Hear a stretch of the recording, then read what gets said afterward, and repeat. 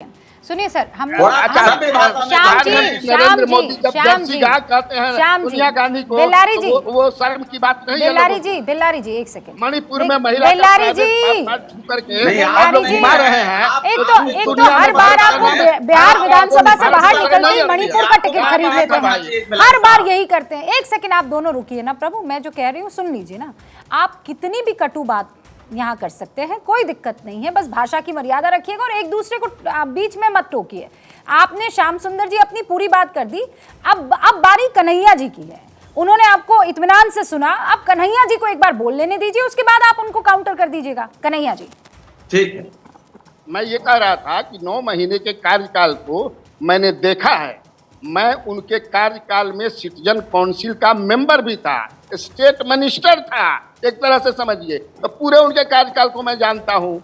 वो तो भाषण में कहते थे कि हर बिहारियों के थाली में मैं मूस चूहे का मांस ला दूंगा, हर आदमी को 2-2 पैग रात में पीना चाहिए, मुसहर समाज के लोगों को भी पीना चाहिए। उससे काम करने के बाद जो है वो हरासमेंट खत्म हो जाता है।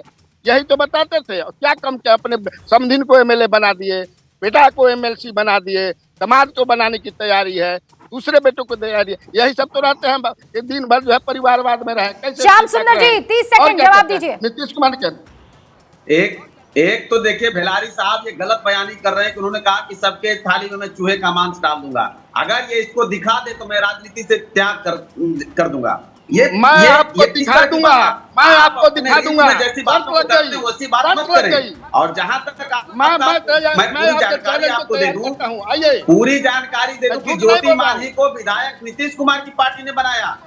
आपको नहीं जानकारी, ज्योति मांझी नीतीश कुमार की पार्टी से 2010 में विधायक बनी। आप कैसी बात कर रहे हैं? आप इतने सीनियर हैं और आप कह रहे हैं कि उन्होंने कहा कि सबको शराब पीना चाहिए। वो तो मैं आप बेल्लारी जी आपकी बातों को सुनकर मुझे ये लग रहा है, सुनिए नहीं सुनिए, अरे ये भी बयान है तो नीतीश बाबू के भी तो बहुत सारे बयान है ना बेल्लारी जी, उस पर क्यों नहीं चर्चा कर रहे हैं आप? हाँ, कहाँ कह रहा हूँ कि मैं उनका बयान नहीं है।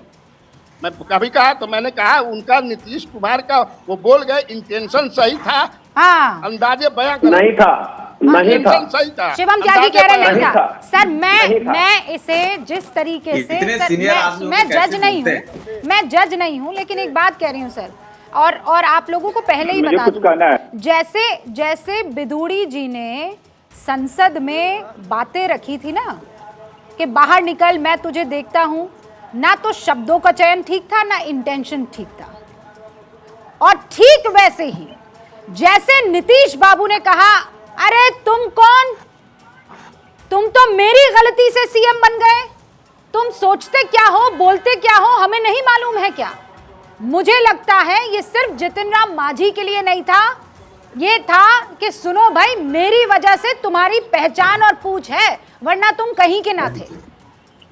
ये इंटेंशन गलत था, खतरनाक था कि हम ना चाहते तो तुम कुछ ना कर पाते। शिवम त्यागी देखिए, थैंक यू रुबिका जी, बात बिल्कुल सही है, इसमें कहीं कोई दो राय नहीं है।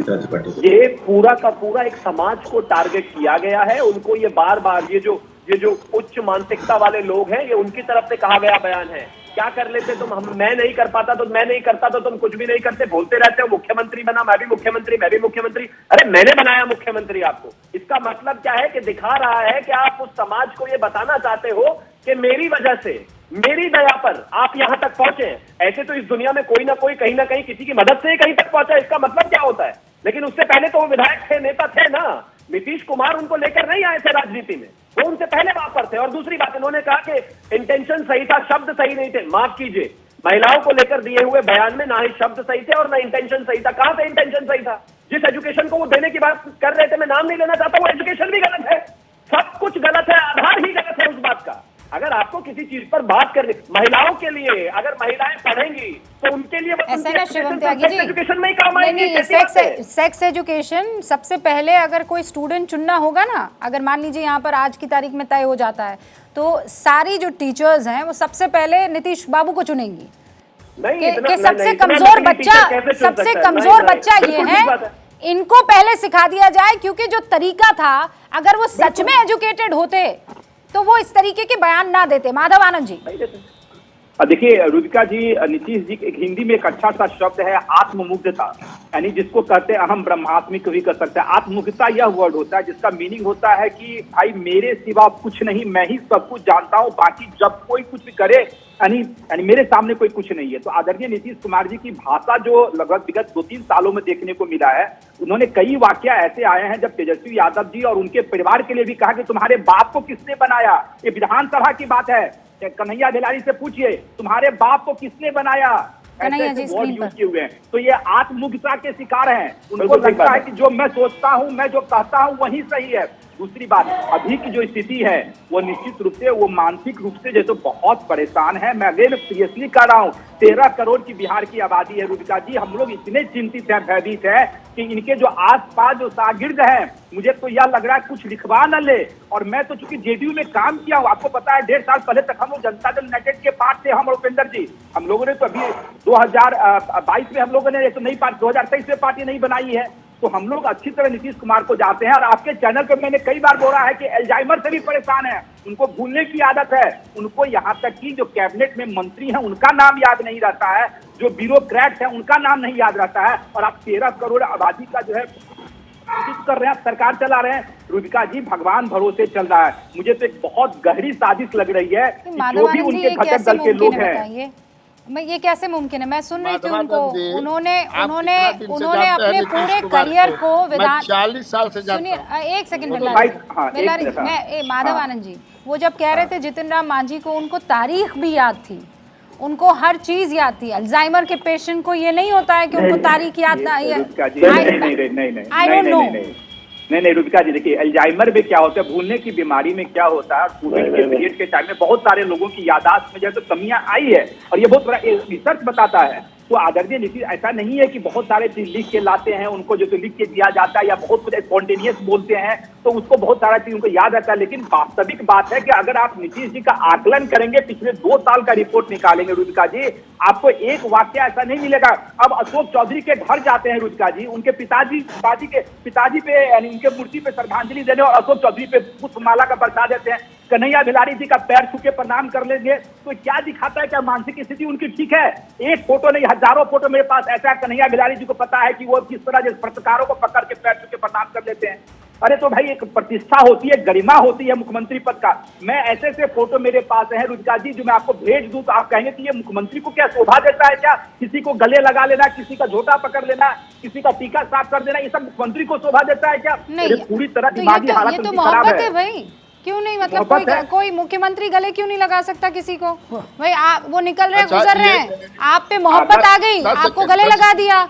आपको उन्होंने राजनीति में मान लो एंटर करवाया है, आप उनके सामने इंटर्न टाइप अगर रहे हो और आज की तारीख में बड़ा बाबू बन गए हो तो क्यों आपका झोटा नहीं खींच सकते हैं? और इनफैक्ट झोटा खींचने के बाद ये कह भी सकते हैं माधव आनंद तो आज झोटा खींच दे।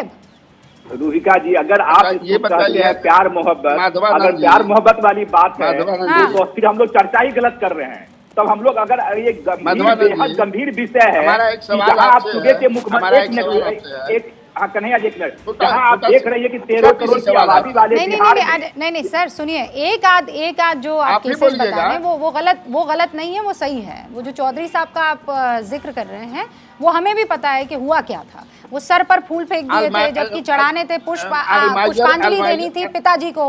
कन्हैया जी सच बताइए ना, आप तो इतना सच्चाई से बताते हैं कि आपने एक आदमी को किडनैप किया था 5 लाख रुपए के लिए, वो भी आपने मेरे शो में बता दिया था। इतना ईमानदारी आप रखते हैं तो बता दीजिए ना कि नीतीश बाबू ऐसा जो कर रहे हैं वो क्यों कर रहे हैं, क्या हुआ है? माधवानंद जी कह रहे हैं कि अल्जाइमर का सिम्टम ये बता रहे हैं, तो ये भी तो अल्जाइमर का सिम्टम है ना कि सोनिया गांधी जर्सी गाय है, हाइब्रिड उसका बेटा है, 50 करोड़ का गर्लफ्रेंड कौन रखता है, तो ये भी अल्जाइमर के हैं। नहीं वो अल्जाइमर के होंगे, अल्जाइमर के नहीं है। अल्जाइमर के हो सकते हैं वो, पर अल्जाइमर के ये जो आप बता रहे हैं ये लक्षण अल्जाइमर वाले नहीं है।